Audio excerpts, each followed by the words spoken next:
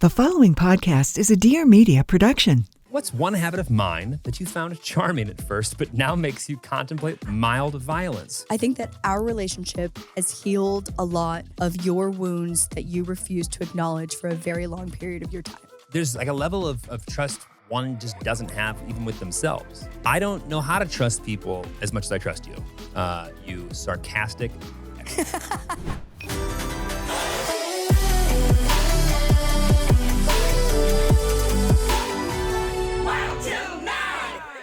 Yep, let's go home. Welcome back to Wild Til 9. Welcome back to the pod. Oh, let's try that again. Welcome back to Wild Til 9. Welcome back to Wild Til 9. No, we can do better. This is all I've got. This is what I've got for you. Oh boy. I will say we have put this off about a week at this point to see if we can get your voice back. You're sicker than you've ever, the duration of your sickness. Yeah, the duration of the sickness is, there we go. I'm good. Yeah. Also, Jeremy has dialed in our audio where there's a good chance that maybe it'll sound normal. No. It's tolerable. It's tolerable. Yeah. Speaking of audio, there's only a couple people that called it out, but I think it was 2 weeks ago. We didn't have any audio on the show. And we had a wizard come in and somehow make whatever we did have work. But that audio, I think, actually will still be better than this audio. The Eric and Jeremy solo episode 3 episodes ago, when you're listening to this, Shoshana and I were both not present. So anyway, that audio sucked. This will be better. This is going to be so good. Welcome back to Wild Til 9. Welcome back. It's just us. It's just us. No experts today? It's been a little bit since we've had a yap episode, so buckle in because I'm yapping to the best of my ability today. Yeah, we're gonna do all the talking today, and by we I mean apparently me and Lauren's. I'm gonna also be here. We've got big news. What's our big news? Not only did we beat teen pregnancy, we made it to 1 year. Happy anniversary, my love. Literally, I just feel like after you are married, anytime you mention having news or an announcement or having been gone or any kind of disruption in your normal day-to-day activity, everyone thinks you're pregnant. I'm like a full generation behind where I should be. Of teen pregnancy? I think my grandma was like my age or 1 year older when there was already was 2 born. generations. Yeah. Congratulations. Thank you. You've officially put so much time between you and teen pregnancy. Well, you did that. By the way, might be sterile. We'll find out. Great job. Actually, we'll find out soon. Yeah, we actually have, so we originally actually had a fertility appointment the day that we ended up leaving for Pickleball Island, which was the British Virgin Islands, and we rescheduled Pickleball it. Island? I think it's actually next week. Is it next week? I think it might be next week. Is that me or you? It's me. Okay. So we are essentially just touching base with the fertility doctor. So we already did genetic testing on my side, but we're touching base with the fertility doctor to do a checkup on egg count. Mm-hmm. So from my understanding, I think that we're able to do a read on the quantity of eggs, but not the quality of eggs. But because our plan is to just have 1 kid eventually in the future. The current plan. No, not within our even 2 to 3 year plan. But the OBGYN was essentially if your quantity looks good and there are no indications that there should be an issue with quality. But again, which makes no sense because it's they can't tell us if they're good, but I guess they can tell us if it's bad. No. Okay. I'm pretty sure it's just quantity. Right. That at my age, do I have a expected number of eggs? And not to be an idiot here, but I wonder what the expected number is supposed to be. I'm not entirely sure, but what I don't think I pieced together was that every time you have a period, one dies. Not one, but a handful of your eggs die. A handful die? I think a handful. I thought just one. No, one. Is it just one? I mean, one. I think if it's more than one, you have an abnormal period. Oh, because it's just one egg dropping. Did I know that? I'm so excited for me. I think is it just one? But I didn't realize that your body has a set amount of eggs. Right. You're born with them. You're born with that, and that's it. And so every period. And so every time my mom reminds me that my eggs are actively dying every year that we do not give her a grandchild. 12 a year. Guess how many eggs you have? Guess how many eggs people who are born with ovaries have at birth? How many? 1,000. Okay. Is it only 800 or something or 400? No, it's 1 to 2 million. Oh my God. Egg shortage? We don't know her. Okay, wait, hang on. There's got to be more than one egg By dropping. the time you reach puberty, you only have like 300,000 to 400,000. What are y'all left. doing the first 15 years? Oh, because ovulation is not the only way that the number declines. Okay. Because there's also just cell death. Oh. Cell death, egg death, Think about how many egg death. how many great homies we would have had it not been for cell death. My God. How many? Well, nope. Stupid question. Whoop. Save myself. All right.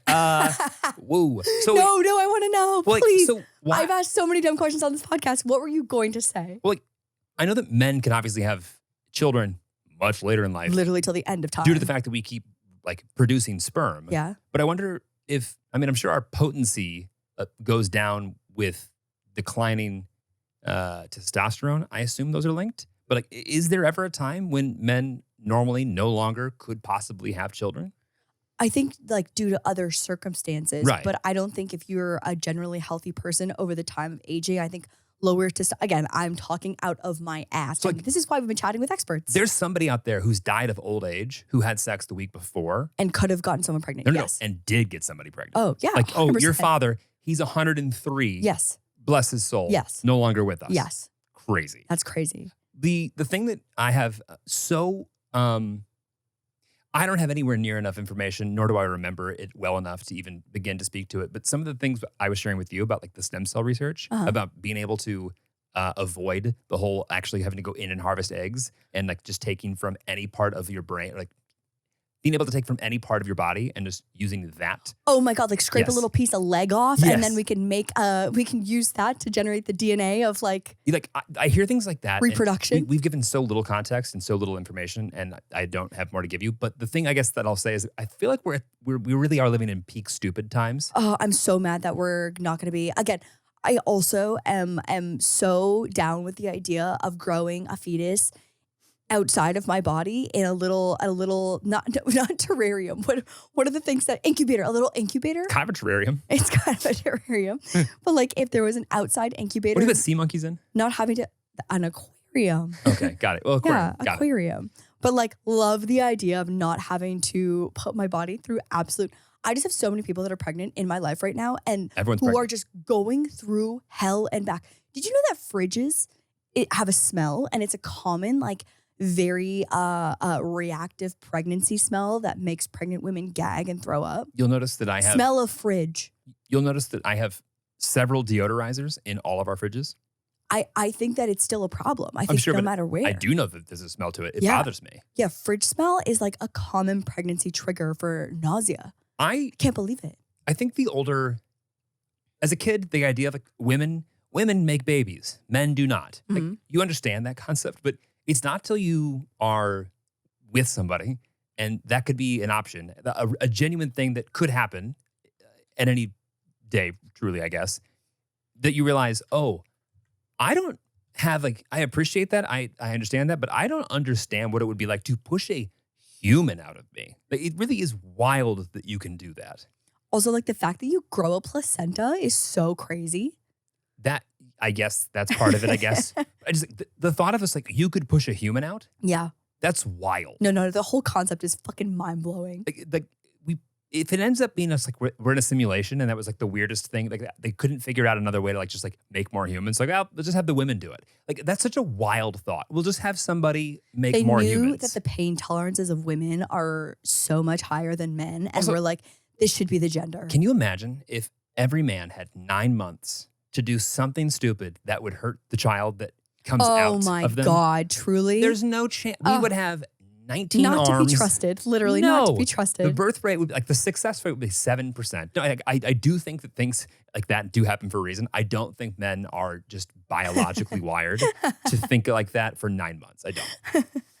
I've been seeing that there's these studies that are coming out that now like 3 months leading up to when you are about to start planning to like make a baby, that there's a significant difference in the health of the baby and also like the health of the pregnancy if men stop drinking and like putting. Yeah, I keep hearing that. I don't know if, It's so interesting. It's actually, but say more. What did you hear? About how actually, so you want to Google that study? Is like the 3 months leading up to when you start planning to have a child. like men who stop drinking in that period, it makes a huge difference. I think they get said like the morning sickness, the postpartum depression. For you. Yeah, it makes a huge difference in like the overall health and That's wild. success of the pregnancy. I thought it was for the baby.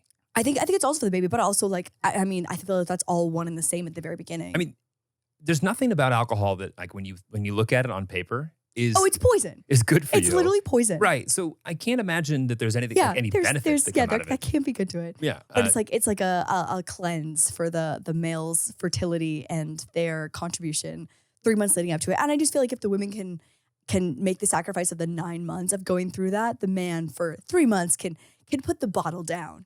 Well, even more so just there's a world where if for 3 months you can't lighten off of it before you're about to have a kid anyway. Maybe we've got bigger problems. Yeah, maybe. Yeah, maybe we've got bigger problems. Do we find anything, show? Or is this just propaganda? Well, no, it's definitely not propaganda. I'm not finding anything along the like lines of how it affects the mother. I'm finding a ton about how it affects the potential newborn. I don't know how heart. it could impact the mother. Oh, the heart. Interesting. And so it actually says that new research suggests that they have to abstain from alcohol, or they should abstain from alcohol from 6 months before conception. Yeah. Okay. Can we see who the author is? This man or woman?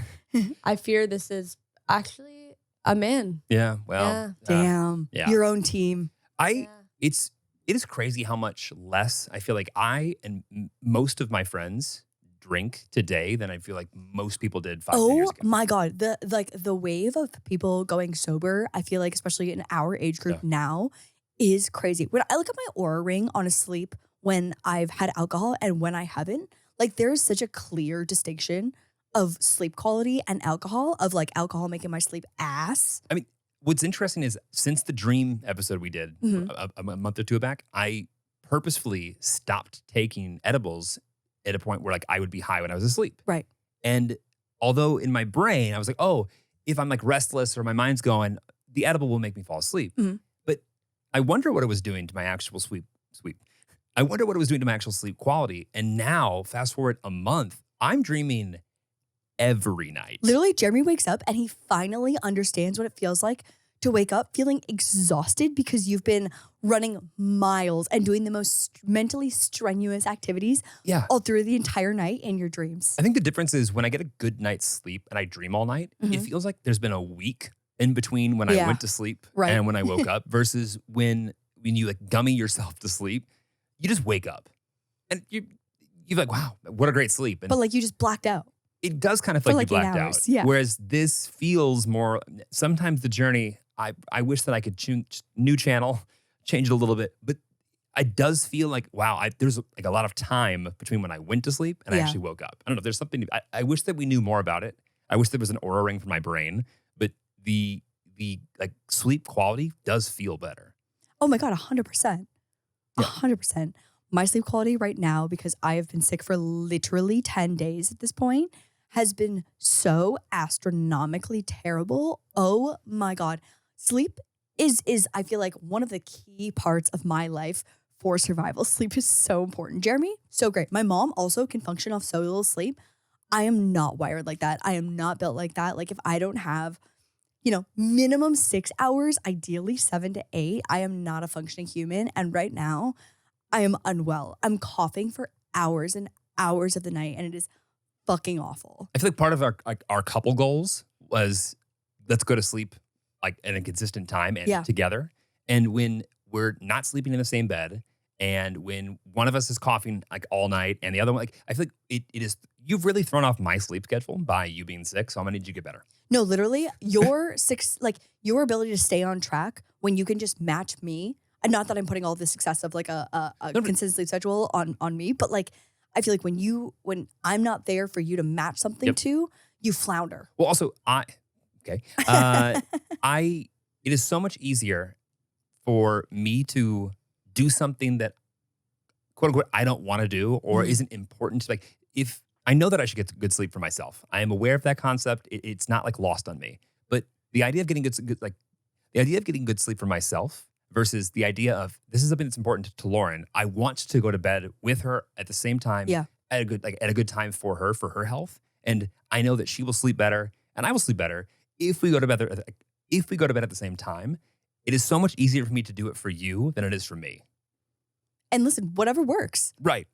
And then when you're not sleeping or not sleeping in the same room, it all just goes to shit. It all just goes to shit. It's like, all it's just so goes easy shit. to like, oh, I'll just turn the TV on, or like, oh, I'll just like scroll on my Yeah. phone. Or it's so easy to like, just like let time go versus one of us is sleeping, the lights are out, it's quiet, shut the fuck up and go to bed. And then just go get some sleep Yeah. and go into Dream World because Dream World is great. We have been experimenting with some white noise at night. And I got to be honest, Ugh. I'm not going back. Literally, it is the best. Okay, so it started because Diggy snores so insanely loud. Well, arguably, he was adding some white noise to the mix. He's adding noise for sure. I don't know if I would categorize that as white noise. So Diggy's my fourth dog.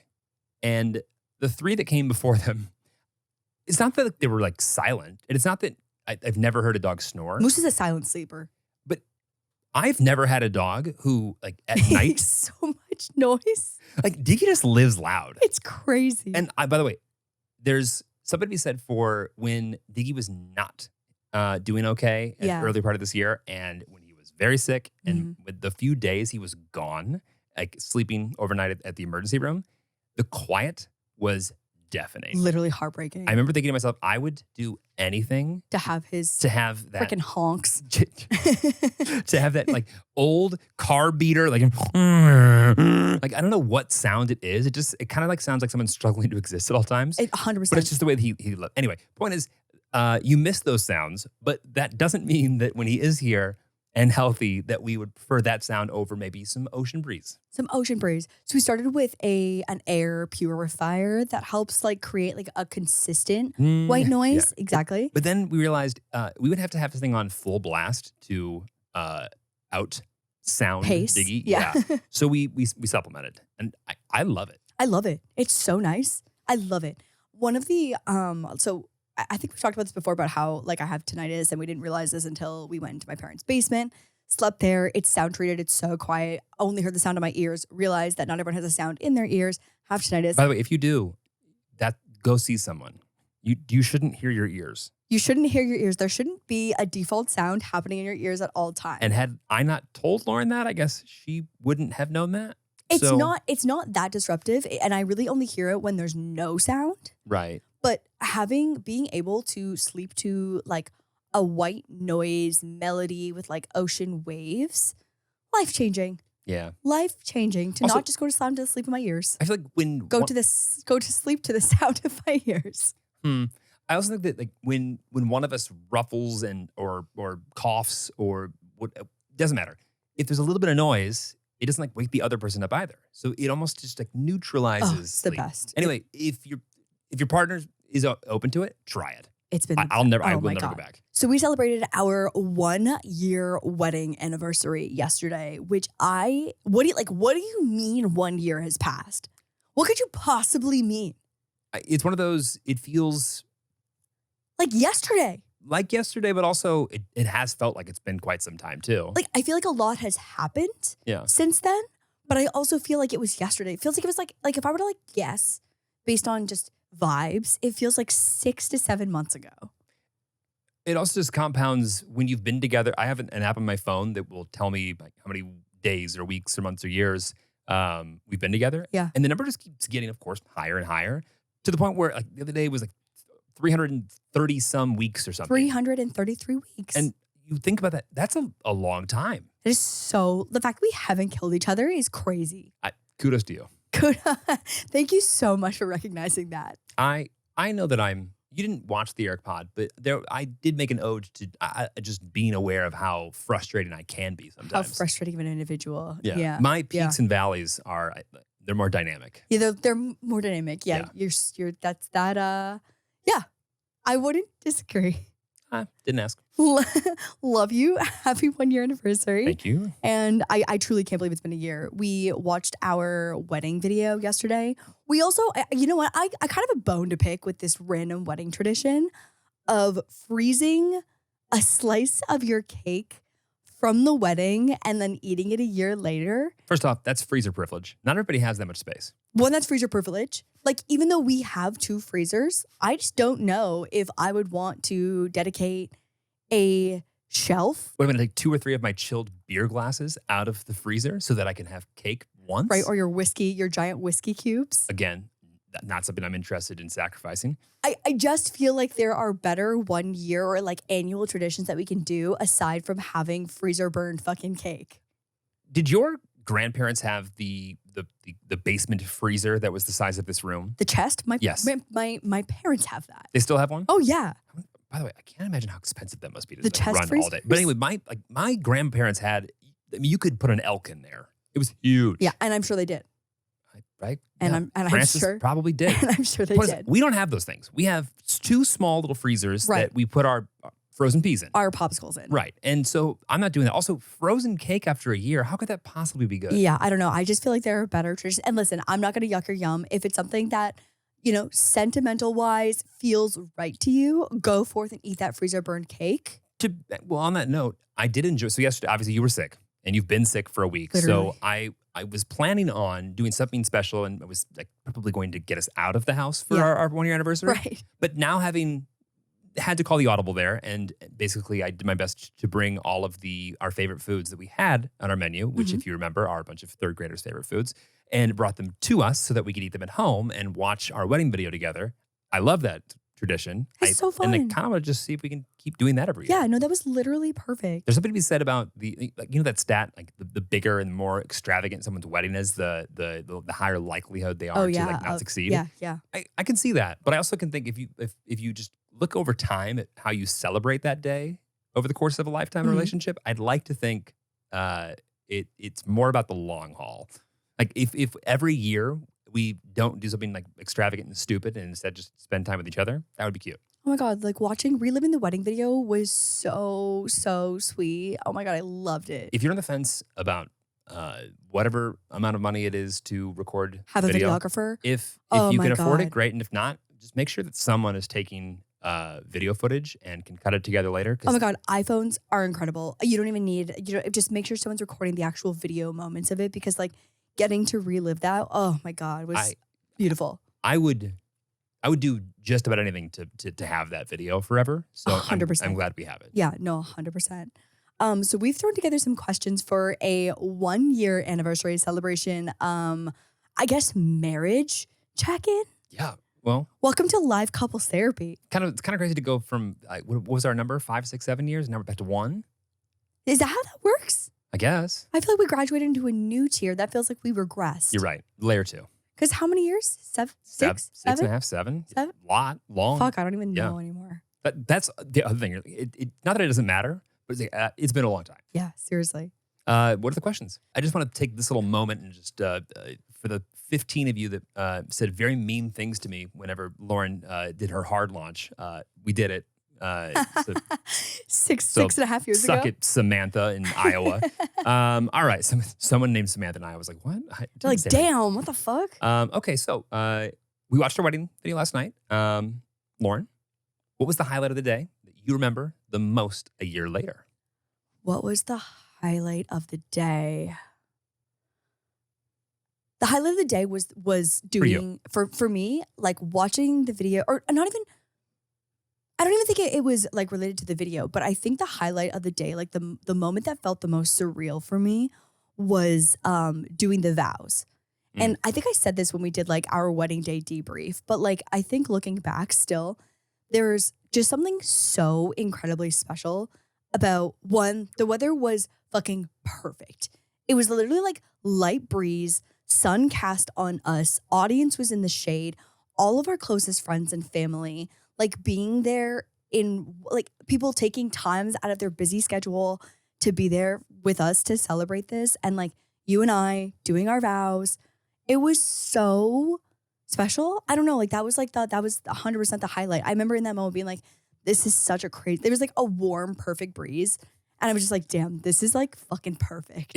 It was serendipitous to the point where I'm glad I have the video, because if I didn't, you know how you don't really remember things, you remember what you remember about things. Sure. Like you don't really ever remember what happened. You really just remember the memories. Kind of. And like when I tell you that whatever was going on in my brain for that however many period, I'm glad that I have no, this is what happened. Right. Because I don't know how I would remember at this point. It was such a blur, yet it was so impactful at the same time. I don't know that it's like it almost had this feeling of deja vu, but of course we had never been there before, yet it felt very good. I don't know. It was like everything came together in the right way. And I'm sure that that's how most people feel. But to your point, everything went perfect. Oh my God, it was incredible. Yeah. And watching it back, I think the highlight for me was just there are a few times when I see even myself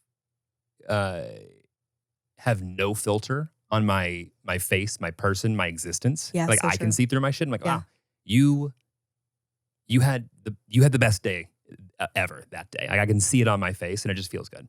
I also want to make note that, like, although it was an incredibly perfect day, a couple things did go wrong. I can't remember them. So my necklace Oh, that had a magnetic closure Yeah. fell off literally the moment that I got to the front and we were about to start our vows. And I was like, what is dangling in my boobs right now? And it like pulled me into the moment for a second and I ripped it off and threw it at my dad in the first row. That happened. And then the other thing that happened is that Mia walked Moose and Dicky down the aisle and we had practiced this obviously like the day before, but we hadn't anticipated how slippery it would be on their little feet. And so they were kind of like slipping and sliding and everything was totally fine. Like Mia didn't wipe out, a dog didn't wipe out, but there was definitely a moment of chaos when they got to the front after delivering the rings where Jeremy had to like lift the dogs off of the podium. yeah. Like I think that we hadn't really thought about the dismount of the dogs. Also, it's a good thing that I let a little bit of room in that Of time. shoulder space, Because yeah, in the suit. There's been a suit or two where I would not have had that like Right, to, range like- of motion. Yeah. But I think that was perfect. I mean, Yeah. it was the necklace, but like the dogs being Slipping and sliding was slightly just kind of in the way and just being themselves is actually quite perfect. No, it was so true to the personality. But yeah, no, things did go wrong. But it was still such like a perfect memory. Yeah. Is there anything we would have changed? You know what? The only thing that I might have changed is doing it on a Saturday. Okay. Like I liked the discount that we got for doing it on a Sunday. Like Yeah. that was obviously nice. And I, looking back, wouldn't have changed anything because of how the day unfolded. But I think if I were to recommend to other couples, I would say that the Saturday wedding is probably better. Yeah. If you can do it, but also save the money. Yeah. I mean, save the money. Listen, 100%. There's pros and cons on both sides. And actually, it comes down to, are the majority of the people that are coming local? Yeah, it's that. And I think that some of the guests probably would have let themselves enjoy the Last hour. last hour Yeah. more of the like party portion of the wedding had it been on a Saturday. And so like that's more for other people.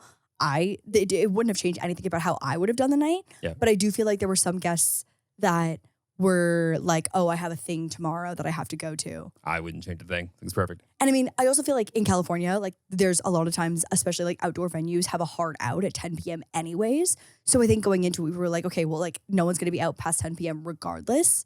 But I do feel like that was the one thing that crossed my mind. I can confirm after hearing stories from our dear, dear, dear friends, they went very late. That there were people that carried on afterwards. Yeah, Tuesday was I think the call time for a few of them.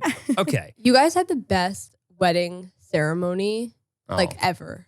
Like I went to so many weddings that year, maybe like I think 6 just that Damn. summer. And every other ceremony, like all I could think was, they should have like Lauren and Jeremy should have given the script of I mean, keep it Of moving. how it goes. it was it so perfectly like, I mean, obviously this is also only applicable if people are like having non-religious Religious, yeah. or like having secular ceremonies, but it was so nice how your like relationship story was intertwined into it, and it was long enough to where it didn't feel like it was rushed. Yeah. Like we still feel like we got like a lot of emotional payoff, but no one was like, when is this going to end? It I was wonder how just many minutes it was. perfect. Under 30 for sure. I don't even know if it was 20. No, it I was- think it was. I think I it's would have bet it was 20. between Yeah. 20 and 30. Yeah. Yeah. It was great. Yeah. Anyhow. It was perfect. Also, this venue, I feel like what was so great about this venue is that there was like 3 separate areas for ceremony, cocktail hour, and reception. And so the flow of the evening was just so perfect. Again, we couldn't have lucked out more with this venue, the day, love the that time, venue. the sun, everything was perfect. No, it was so good. It was amazing. To your point, show that like when there is a religious element, I think some pastors, priests, rabbis do a better job than others. Yeah. Of one, because I've also seen like remember the last Jewish wedding we went to? That rabbi was not there to speak to only Jewish people that were attending that wedding. He was so great. In fact, it was probably the best, and I hate to say advertisement, but it was the best like showcase of, your religion respects everyone here, and like everyone can be entertained and learn something and like feel like a part of it. Yeah, 100%. Like not being Jewish, I didn't feel like isolated by any means. I always remember when I used to go to like Catholic sermons with insert high school girlfriend here. Right. 'Cause apparently they were all Catholic. They take even communion differently to the point where you have to like walk up and cross your arms versus like taking communion. There's something to be said about you like walking up and just like giving the X-Men of just like, no, I'm not one of you. Have we talked about how this my wedding situation have we talked about this on the pod? I don't think so. What is this thing? I went to a wedding of I was not my friend. I was just the girlfriend plus one. And the father of the groom was a pastor. Okay. I think. Okay. Is a pastor the one that can get married? He had a wife. Pastors can get married. Okay. Maybe I think he was a pastor. And so it was a highly religious ceremony. Mm-hmm. And everyone started getting up at one point, one by one. The rows, they go up. The rows, one by one, to go drink. Yeah, see, the churches that I went to, it comes to you. Okay, so we had to get up one by one at the end of, or at some point in the ceremony. Right. Again, this is not my territory. I don't know what the fuck is going on. Lutheran, evangelical, Episcopalian, Catholic, they all do that. No warning, also from my boyfriend at the time. Absolutely no warning. Yeah. Set me up for total failure here. Full choreo. Full choreo. So I'm looking, I also like don't really know anyone. So like I'm looking just like to my left and right being like, okay, what the fuck is the protocol here? Like how am I to conduct myself here? And so I'm thinking like, how do I just not ruin this wedding? So our row goes up. Oh, I forget they do full communion at weddings too. Yeah. It was a full communion situation. I would be very interested to hear what this was. I'm mouthing at my boyfriend being like, what the fuck am I supposed to do right now? I also cannot read lips. I don't know where this skill was when I was being, given my genetic anything. Yes, literally don't even know what you're saying. But also, what is this motion? Yeah, right. X-Men, sick. Yeah, I like the X-Men. Yeah, so what'd you do? So I went up, drank from the chalice. Drank from the chalice. Was it individual or was it chalice? Nope, it was a fucking. Oh, I don't do this. those. This is pre-COVID, by the way. This is pre-COVID. Looking back, I'm like, this is actually really revolting. You had the blood of Christ. Yeah. So we all drank from the same cup, right? And then took the body of Christ in the form of the cracker or whatever it was, right? And then went back to my seat. I didn't know until I met Jeremy that I was supposed to go up there and flash them X-Men. Yeah, just X-Men it. That seems so deeply offensive. Like coming to from who? someone. You or them? Just like overall, it feels offensive. It feels like I'm offending someone by flashing X-Men. You can also just that feels crazy. You can also just bow your head. In my mind, I was like, how do I not be a disruption in this situation where I don't know what the fuck I'm supposed to do? Sorry, is it organic? Is it vegan? Is it vegan? Yeah. Is this lactose free? Yeah, it's tough. I also think that to your point, it's not like when you get on a flight, they're going to go over the instructions, whether you want to hear them or not. And at church, you usually don't. Yeah. No idea. Had no idea. That's also like, they do the same thing every week. That's why like the call and response, like, yeah, you could bring out the book, but you know what they're going to say. You say it back. It's not original. So in flashing X-Men, what would I have been saying to everyone? You're just abstaining. And why? Well, because you're not taking the body of Christ. Yeah. Do you believe that it was the body of Christ that you were eating or his blood? Here we go. do you believe? No. Right. So that's what you're saying. No comment. That's what you're saying. It's saying like not like you're respectful. You're there. You're doing. See, I guess like I still do think that kind of feels offensive for me to be like. You can stay in the seat. You don't have to get up. That felt even more disruptive because everyone would be like, look at this bitch back Lauren, here. You're making it about you now. Oh my God. What do you want? Was so stressed. I will say, having sung in so many different denominations, like being younger, you just like learn every church's quirks. VeggieTales did not prep me for this. But I will say, I believe that is the fault of the pastor, the priest. Like he should have, because he should know that not everyone goes there. Yeah. They should say, hey, in this church we do this, and for anyone who is not, No guidance. this. Yeah. No guidance. Yeah. I was like, fit in and don't make a disruption. Probably Methodist.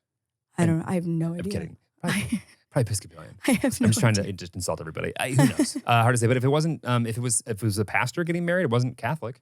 Again, I don't have anything to I'm contribute confirming. to confirm or deny Got it. this. Okay, yeah. Okay. So, what's one challenge we faced this year that brought us closer? What's a challenge this year? Oh, Diggy for sure. Oh, yeah. It's not even close. Yeah, 100%. You're so right. This is what I mean by like, I feel like so much has happened where I was like scanning through the months of like what's yeah. And then like, there were other things, but that one was. There's a moment when you're so not in control. Yeah. And it's outside your hands, and neither partner has an answer, and you're taking turns almost not having an answer and just being the support to the support. No, I think that was like one of those situations where in moments of crisis, you really find out if you are going to trauma bond or if it creates separation in the way that like you handle a crisis like that. I'm not calling it a trauma bond. It's like you Not realize like trauma bond, but like you're going through something really hard together. And it's like, are you both going to step up, or is one person going to step up and the other backs down? Well, also, there are some people who, to no fault of their own sometimes, in situations like that, can't be close to anybody else. They are unable. Yeah. Like I've known people this who, when shit hits the fan, pull back. even if they love the person that they're with, Yeah. they can't deal with what's going on externally and have any room left over for anybody. Not that they want to be mean, it's just they can't do that. I think I learned and saw that when shit hits the fan in ways that are outside our comfort zone, but also outside our control, and in ways that we both care about in our own, like together, but also as individuals, we can still connect and be there for each other, even though obviously we're very sad. Yeah. I think also too, it was like Fear, really, scared. We were scared. Oh, 100%. We're so scared. We're so Yeah. fucking scared. But I think like from a selfish perspective, I think it was a really supporting perspective of like, are we able to equally carry the emotional like burden of this 100% together? for both of us. Yeah, 100% together. Yeah. Like taking turns staying up with him, like taking turns like going out with him every 30 minutes when he has to go to the bathroom. Whatever it is. Because it's like, if that becomes just the burden of one person, I feel like that's where resentment starts to build. And I'm sure that happens all the time when like, if one of the parents is carrying the emotional household stress of doing everything. And again, sometimes to no fault of their own, if one person has a job or a thing that takes them physically away and they can't get out of it as easily, and the other one's not, it's like you just have this moment of, I think it's so easy to get off the same page. Yeah. And at least when we are doing our best, we can be really close with each other, even when everything else is falling apart. Yeah, totally. No, I think that you're so right. 100% Dickie being sick for such a long period of time. What's one habit of mine that you found charming at first, but now makes you contemplate mild violence? Huh? What? Now I know why you wanted me to read this One question. Habit of mine. Lauren, there's how much time do we have left? That you found charming at first. An awful question. Well, do you have an answer of mine for me? It's also like situational. Hold on, let me think. You know what? Okay, I don't- actually, I- here's I got one. I got one because this one is really relevant right now. Jeremy's dedication to securing the tech everything within our household. I think at the very beginning was like, wow, he cares so much and wants us to be so safe. Like, I love that he cares so much for the safety of our family, and like I really, really value that. Like that stability and that security means so much in a partner for me. Like I really, really value that. Thank you for sharing that. So now, And now the fucking, I'm not kidding. With our dining room table was covered in about 400 cords and tech pieces the last 10 days. And again, I've been stuck on the couch in the fetal position basically for the last 10 days. So realistically, I haven't been at the dining room table. I have had no need for it. But what I will say is that our house is so far past the point of returning to a regular tech anything that the mild violence is contemplated on a daily basis. I feel the same way towards myself sometimes. Don't get me wrong. I can't really think of one. And I know that sounds stupid, but like, not really. Lauren is perfect. Yeah. What's new? I think your only maybe I guess weakness is not having weaknesses, Lauren. No depth. That's so first interview of you. I'm when I think of it, I will blurt it out at random. Okay. Yeah. Okay. What's one thing we've built together this year that you're proud of? I want to go back to the first question, the question again one more time. I've got another one.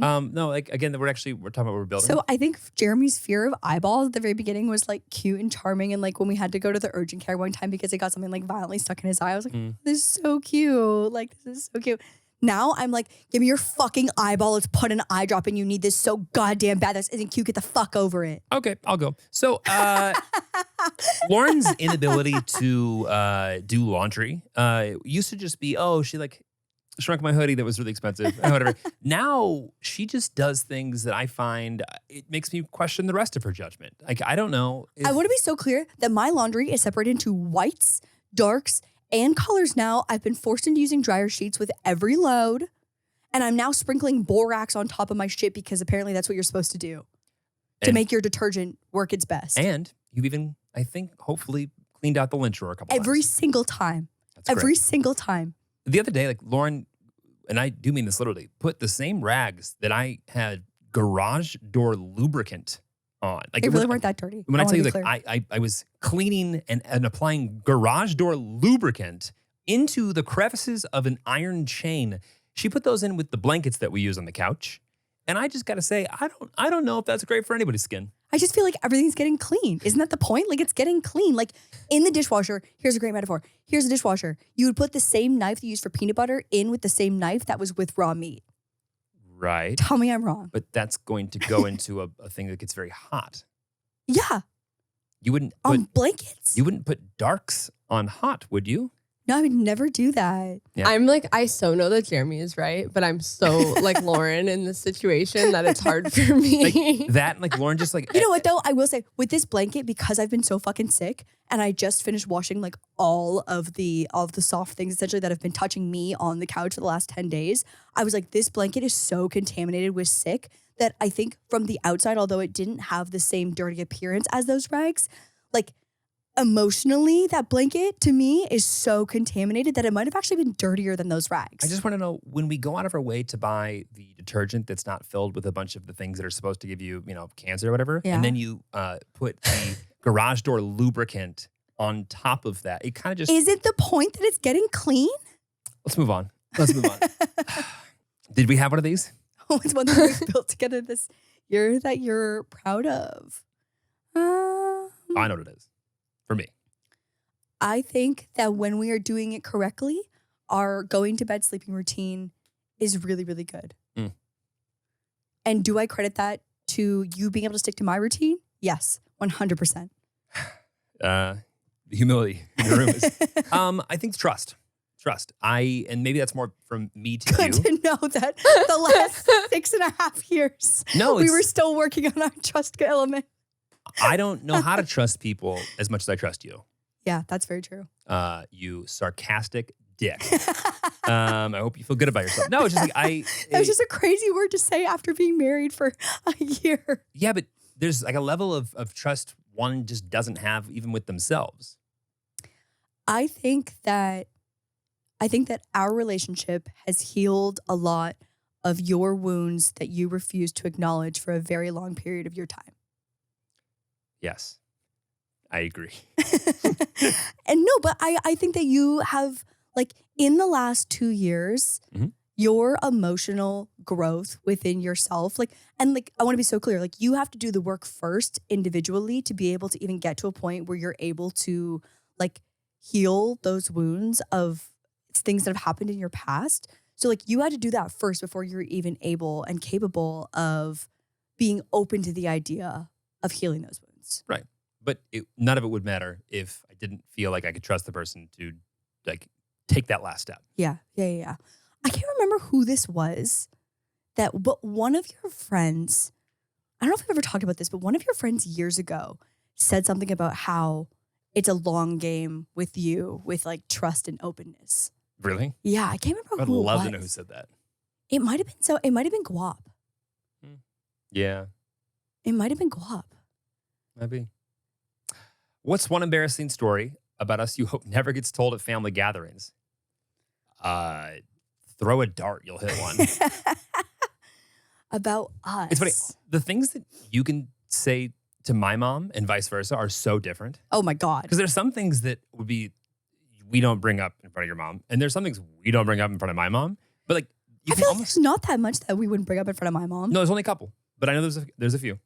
The only thing that my mom is so ride or die for me, there are things that, you know, where a friend has wronged me or there's been conflict that gets resolved that like I might not share if I think that my mom can't unhear Right. and have the lasting impact of that knowing. Yeah.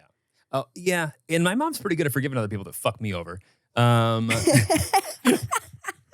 Like she got a lot of forgiveness. Like the depth there is just, oh, so benevolent. I'm kidding. No, I think that's any mom though.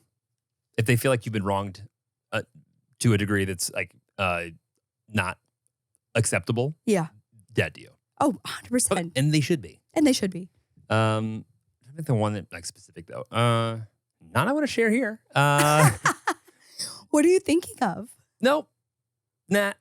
I really can't think of something that's like embarrassing for us. No. I mean, we don't have HR, but yeah, let's go to the next question. Okay. How are we handling stress, aging, and life transitions together? With Botox. With quarterly, maybe tri-annually Botox. It's been a minute for me.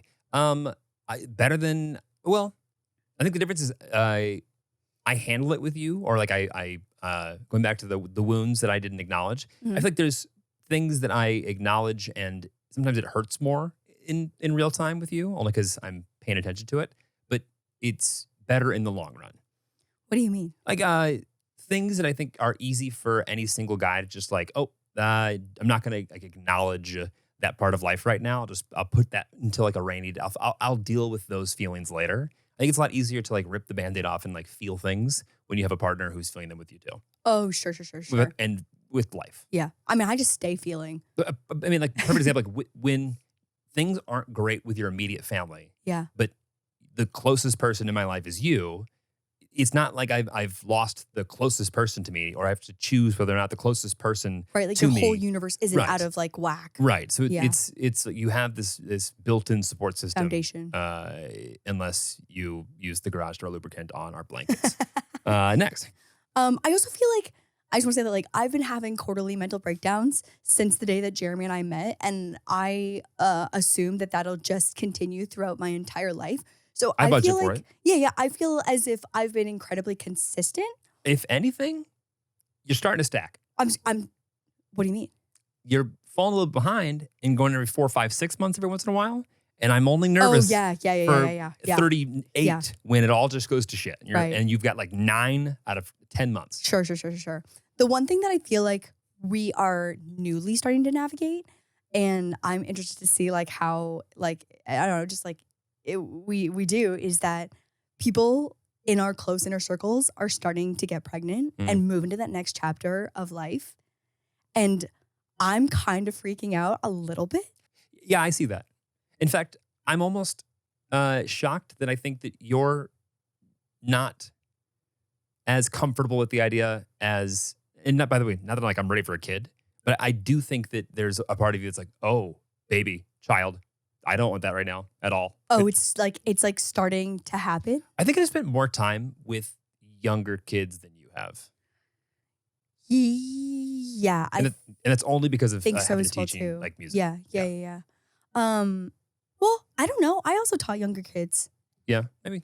Yeah. Well, then maybe you just hate babies. No. I think Why do you hate children? I have to go. I want to be so clear. I want to clarify this is that I don't hate children. I'm just not drawn to babies like some people are. Like some people just have that like maternal instinct where they are so drawn and like want to hold every Ooh. stranger's babies. Get that child away from me. I feel But actually, that's not even true anymore. I'm not. To your point, I'm neutral. Yeah. I feel very neutral. And like I think my maternal instincts that I have towards like Moose and Diggy, like I know that I'm gonna be a fucking good mom. I see in the way that I helicopter over our four-legged. Go ahead. No, go ahead, finish. Our four-legged children. I think actually that's why I'm aware that there's a delta there, because I do see your commitment, love, and just it's like a magnet towards like your feelings towards Moose and Diggy. It's like you can't help it. I think what I'm the most scared about is how it changes everything about your life. Yeah.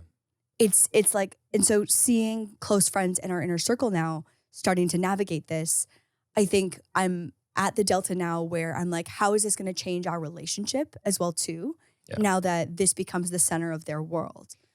And I'll say the thing that I think is shifted into focus more for me is I'm really taking notice and having this like immediate, overwhelming respect and appreciation for the guys who, when I look at the way that their kid looks at them, I go, ooh, I want that. Yeah. And so I think that having more people in our lives who are navigating that, I think will be really helpful, because I think seeing like spending time with baby Bobby the other day was so sweet. Yeah. Like she was so sweet. And I think having more moments like that are actually really helpful for me to see the moments that make having such a pivotal shift in your life and everything that you do. Because I think like, I don't know. It's just I haven't navigated it close up, and this is the first time that it's happening. And so I think getting to witness it firsthand from like multiple different perspectives of different like family dynamics, I think will be really healthy for me for the first time. I also think that although being a parent is a sacrifice for other things you might want to do and this and that, and I haven't heard from a even halfway decent parent ever that they regret having kids. Yeah. Yet at the same time, you have to sacrifice a lot first. And although I'm with you and supporting you and appreciating you and enabling part of that, you do it first. Oh, I'm so fucking scared of being pregnant. Are you kidding? Right. And yeah, like that part is so scary. And so like, sorry, go ahead. I can't do that with you. Yeah. Like I can be there for you. And support. I can support, but like I can't, like, what's that movie when Arnold Schwarzenegger gets pregnant? Missed that one. What? Really? That movie. Am I making this up? That's a crazy concept. Arnold gets pregnant, I'm pretty sure. Huh. Junior. 1994. Junior. Anyway, point is, not going to happen, I think. And if so, then we'll have a lot of support from the internet. The point is, you're alone in that part. Yeah. I can only be so much for you. I'm not going through that with you like you are. No, and like watching my close friends throw up 10 times a day paired with like a metaphobia, I'm like, oh my God. So I think like what I just want to clarify is that I'm not scared of not being ready. It's not that part that like brings me any kind of fear. I would say it's more of the fear of the lifestyle change, the relationship change, and the actual physical component of being pregnant that feels really fucking scary. Yeah. And again, I think having close friends now going through it, I think will be really, really helpful for me to see how doable it is with the right support systems. Okay, which of our dates or adventures would we relive right now if we could? Honeymoon. Honeymoon, specifically the night when it was raining and we were at that restaurant under the lemon tree and I was eating the lemon butter pasta. Again, it comes back to the dish that we were eating more than anything. I think my immediate one is Honeymoon too, but I could think of a few others. I can think of a few others as well. Yeah, too, but Honeymoon for sure. Honeymoon for sure. Yeah. Yeah. Okay, last one is just a fun one. If you had to make a relationship mixtape, what song would be the first song and why? Lauren has this thing. Oh boy. Where she, Here we go. when she goes throughout life and, I don't know, loses a hairbrush or misplaces keys or is hungry or whatever, she'll just kind of use the melody of a C-tier Christmas song that no one even knows the words from and just replace it with the words that she's thinking about, like losing her keys. And so like I've got such a weird relationship with so many odd public domain Christmas songs. I'll give you a topical example. Yeah. Okay, so from How the Grinch Stole This Christmas. is not going to track for anybody.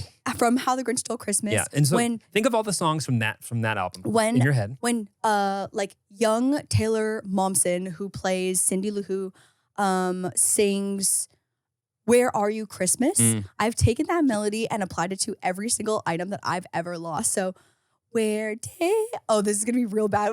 I don't have a voice. This is going to be bad if I had a full voice. This is going to be even worse not having a voice. Please. Where did my hairbrush go? Why can't I find it? And so I now have that melody and a half dozen others stuck in my head all year long. And so honestly, if I had to pick a mixtape, it might be one of those. It's for sure Where Are You Christmas? Yeah. That's a great answer. I totally forgot about that. Not to call back to babies, but our recent friends, Madeline Bailey specifically, who's a great singer, was like putting down her kid the other day when we were over there, like for dinner. And she sang a lullaby to her child. It was beautiful. And it was amazing. It was beautiful. But there's something to be, I was like, ooh, there's a part of me that I can't imagine doing that, but I would never subject my child to you doing it. So, come on, let's give them. They need to hear off tune notes as well too. But I guess there was a part of me that felt very, that is a thing that that's a you job. Not that I guess I'm kind of looking forward to that, but also like that that's crazy to me. No, that's a Jeremy job for sure. Yeah. Did you have any other songs you wanted to add to that? No, that about sums it up. What's the other one? What's the other Christmas song? Is it Joy to the World that I usually? Lauren, you know? It might be Joy to the World. Anyways, I don't know. I also don't really have any specific fascination with Christmas songs like that. Like I would choose an Ariana Christmas album over a classic at any point in time. So like, I don't know why these songs. Also, I've maybe seen The Grinch a couple times. Like it's not like a childhood staple. Like I don't know. Again, this is the second album, fourth track. Yeah. Jeremy didn't even remember the song. I like played him the whole music video, not the music video, but like the scene, and he was like, he didn't even believe that it was in. Lost the plot. Latvia. It is a really, really good to see and hang out with you guys this week. Do we have guests next week again? I'm so excited for our episode next week. Next week is the conspiracy theory episode. Next week where Jeremy and I will be pitching to each other. I don't want to say our favorite conspiracy theory based on what I know that mine is. And I don't know if it's necessarily my favorite. And I'm going to be honest. I made my deck while I was peak sick. I did go back and refine it when I was in better health, but it is off the fucking wall weird. I don't want to give mine away, but I actually kind of created a little bit of a new conspiracy on top of an existing one. Okay. That I think I'm going to try and get started next week. Oh boy. Yeah, so I'm actually. So the cult starts next week? Yeah, so if. You heard it here first? Yeah, next week is not the one you want to miss. Lock the fuck in. If you're with me, you're with me. And if you're not, whatever. Latvia, I know you're with me. Hopefully Lauren will sound like herself next week. All right. And with that, we love you all. Bye.